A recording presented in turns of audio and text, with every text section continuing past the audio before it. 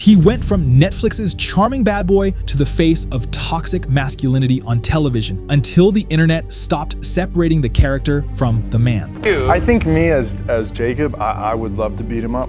Like, I would love to give him a clip around the ears. This is how Hollywood turned Jacob Elordi into the most terrifying villain on TV, and how he spent the next 5 years proving he might not be acting at all. Before he was Nate Jacobs, Jacob Elordi was exactly what teenage girls wanted in 2018. The Kissing Booth dropped on Netflix in May of that year, and within weeks, Elordi's portrayal of Noah Flynn, the motorcycle-riding bad boy with a soft side, turned him into a global teen heartthrob. The film quickly became one of Netflix's most watched of the year and led to 2 sequels that dominated streaming throughout the pandemic. For 3 years, Jacob Elordi was the safe fantasy, the guy your parents might actually approve of if you looked past the leather jacket. But everything changed in June 2019 when HBO premiered Euphoria. The show introduced Nate Jacobs in its opening minutes. 6'5", rich, handsome, a star quarterback with a perfect jawline and a rage problem that made grown adults uncomfortable. Within the first episode, audiences watched Nate stalk Jules online, discover compromising photos, and begin weaponizing them. By episode 2, he was choking his girlfriend Maddie during an argument. By mid-season, he'd beaten a classmate nearly to death and coerced an innocent kid into confessing to a crime he didn't commit. Entertainment Weekly and dozens of outlets quickly framed Nate Jacobs as one of television's most terrifying and realistic villains, emphasizing how his rich, white male privilege and sociopathic violence felt disturbingly familiar rather than cartoonish. An essay published in July 2019 captured exactly why Nate felt different from typical TV antagonists. The piece argued that his power came from being a tall, handsome, wealthy white boy whose violence was protected by his social status. The kind of guy who gets away with it because everyone assumes good things about rich football stars. You see this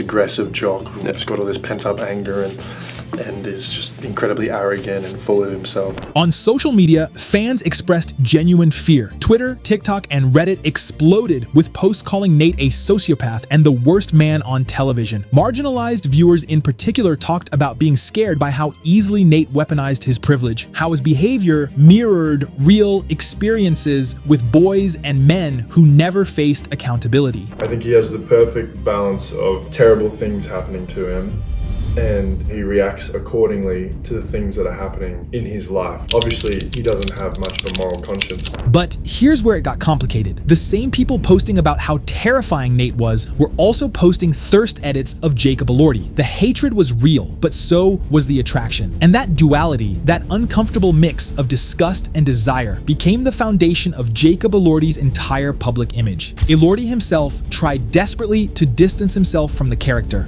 In a 2021 interview with W Magazine, he described Nate as an emotional terrorist, a narcissist, a freak, and said it genuinely worried him when fans romanticized the character. He explained that he approached Nate from the perspective of someone shaped by a troubled home, pointing to his father and skewed ideas of masculinity as the roots of his behavior. When he appeared on The Tonight Show in January 2022, just after the season 2 premiere, where another character beats Nate with a bottle, Elordi joked about how much he personally would love to fight his own character. I think me as Jacob, I would love to beat him up. Like, I would love to give him a clip around the ears. But as Nate, I feel very bad for him.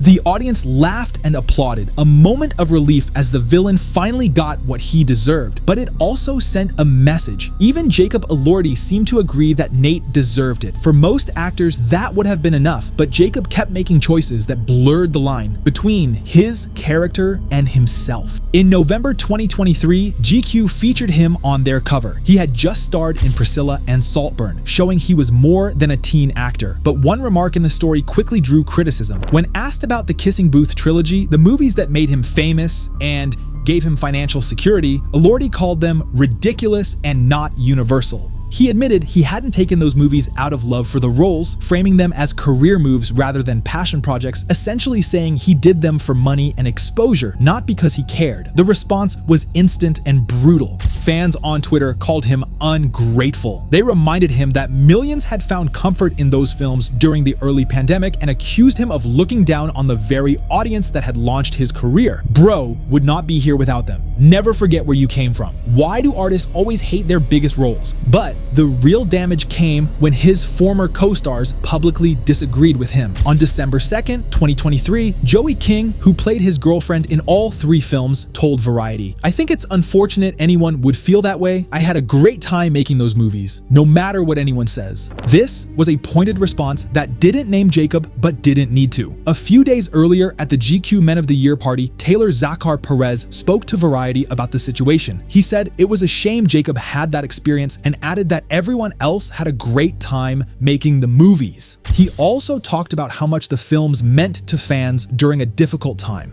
People quickly read it as a quiet response to Jacob's comments. Jacob didn't move away from the topic either. On January 20th, 2024, he hosted Saturday Night Live. The episode was promoted heavily to Gen Z viewers, and his opening monologue focused almost entirely on Saltburn, especially the scenes that had already gone viral online. So you might know me from Saltburn, not from Thanks. Not from seeing the film, just from seeing the TikToks. I was the one in the grave. If you saw the movie with your parents, I'm sorry. And if you saw the movie with your girlfriend, you're welcome. The monologue then turned into a fake Q&A. Cast member Sarah Sherman joked that the kissing booth was absolutely gross, acting shocked by 2 people kissing on the mouth. Jacob played along, saying that kissing is kind of weird when you think about it. Anyway, I just wanted to say, I saw your movie, and I thought it was absolutely gross.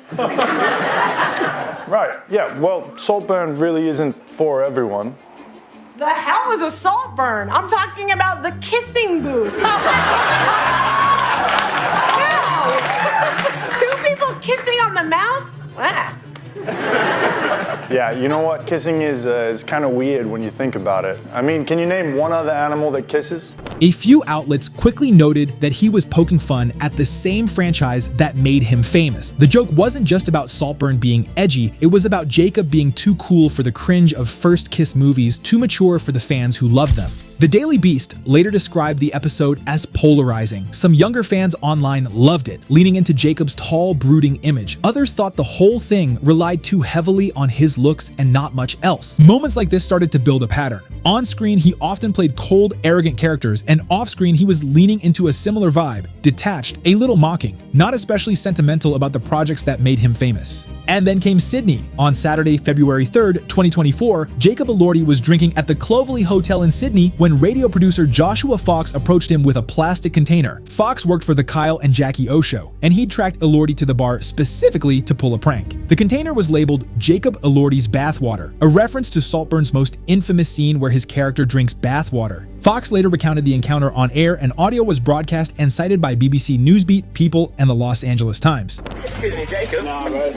I just want to say hi, I'm from the Kyle and Jackie O show. Oh, what up, man? Really random, but cool. Could I give you this? Jackie wants a birthday present. Jacob Elordi's bathwater. She's a big fan of the movie. What am I supposed to do with this? If we get it, yeah, and you can just send it to the studio. You're kidding me. No, seriously. For Jackie O. What is that? Are you filming? Yeah. Can you not, man, please? According to Fox, Elordi initially asked him to stop filming and delete the video. When Fox refused to permanently delete the clip, including from his phone's recently deleted folder, Elordi allegedly flipped. Fox claimed Elordi pushed him against a wall and placed his hands around his throat before friends pulled the actor away. Fox said he felt intimidated, that Elordi was so close I could kiss him. The New South Wales Police Force confirmed they were investigating a report of an alleged assault involving a 32-year-old man and a 26-year-old man on February 3rd. Police said the complainant did not report any injuries and that inquiries were ongoing. As of early 2026, the investigation is still open. No charges have been announced, and Elordi hasn't made a detailed public statement. Entertainment outlets framed the story as a Saltburn prank that got out of hand, often referencing the film's bathtub scene. Some coverage also focused on Elordi's height and physical presence, repeating Fox's claim that he felt intimidated during the encounter. Social media reactions split immediately. Some people argued Elordi had every right to be upset about being filmed in a bar and said Fox should have stopped when asked. Others said that as a public figure, Elordi should have walked away instead of allegedly putting his hands on someone. The fact that they had never met before and this was the first thing she does is just insane. For many people, the Sydney incident confirmed a narrative that had been building for years. Jacob Elordi wasn't just an actor playing a toxic character, he was someone capable of Nate-like aggression when provoked. But the pattern didn't stop there. Away from the Sydney investigation, Elordi's dating life also kept him in gossip headlines. His on and off relationship with influencer Olivia Jade Giannulli and his past relationship with Joey King were constantly picked apart online. Over time, rumors about cheating or toxic behavior started circulating online. Most of it came from paparazzi photos, anonymous tips, or fan speculation rather than anything confirmed. Even so, the narrative stuck because it lined up with the image people already had of him. The same pattern kept appearing around other moments too: the kissing booth comments, the SNL jokes, the Sydney incident. Little by little, the line between Jacob Elordi and the characters he plays started to blur for a lot of viewers, and once that idea takes hold, it's hard to undo.